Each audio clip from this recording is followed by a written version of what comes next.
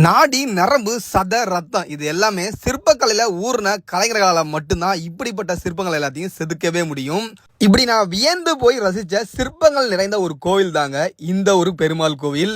திருநெல்வேலி மாவட்டத்துல களக்காடு அடுத்த திருக்குறுங்குடி அப்படின்ற ஊர்ல தான் இந்த ஒரு கோயில் இருக்கு. இந்த கோயிலை நம்பி கோயில் அப்படின்னு சொல்லி அழைக்கிறாங்க. இந்த கோயில இருக்க மண்டபங்கள்ல இருக்க சிற்பங்கள் ஒவ்வொன்றும் அவ்வளோ தனித்துவமா இருக்கும், உயிரோட்டமா இருக்கும். பார்க்கும் போதே வியந்து போவீங்க, யாரா அந்த சிற்பி அப்படின்ற மாதிரி உங்களுக்கு நினைக்கவே தோணும். இந்த சிற்பத்தை பாருங்க, யாழியுடைய வாய்க்குள்ளாரையே உருள்ற கல் பந்து. அப்படியே இந்த ஒரு சிற்பத்தை பாருங்க, உயிருள்ள ஒரு பெண் நிக்கிற போல இருக்கும். அவங்க கையில இருக்க கூடைய பாருங்க, அவங்களுடைய 2 மகன்களை பாருங்க, எவ்வளவு அழகா தத்ரூபமா இருக்கும். அடுத்ததா இந்த ஒரு வீரனை பாருங்க, அவங்க கிட்ட இருக்க வாளாகட்டும், அவனுடைய கூர்வாளாகட்டும், அவனுடைய மீசை ஆகட்டும் அவ்வளவு அழகா இருக்கும், வித்தியாசமா இருக்குங்க. எப்பா இதெல்லாம் சிற்பமா அப்படின்னு உங்களை நினைக்க தோணும். அடுத்ததா இவர் அணிஞ்சிருக்க அந்த கால் தண்டைய பாருங்களா, எவ்வளவு அழகா இருக்கு அப்படின்னு சொல்லிட்டு. அடுத்ததா இவர் அணிஞ்சிருக்க காலனியை பாருங்களா, இப்ப இருக்க மாடர்ன் டிசைனுக்கு எல்லாமே டப்பு குடிக்கிற வகையில தான் இந்த ஒரு காலனி இருக்கும்.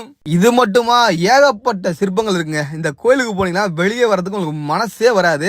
இப்படிப்பட்ட அழகிய சிற்பங்கள் நிறைஞ்ச ஒரு கோயில் தான் திருக்குறுங்குடி அப்படின்ற ஊர்ல இருக்க நம்பி கோயில். வாய்ப்பு கிடைச்சா கண்டிப்பா வாழ்க்கையில ஒரு முறையாச்சும் இந்த கோயிலை பாருங்க. நம்மளுடைய முன்னோருடைய கலைத்திறமையை பார்த்து கண்டிப்பா வியந்து போவீங்க.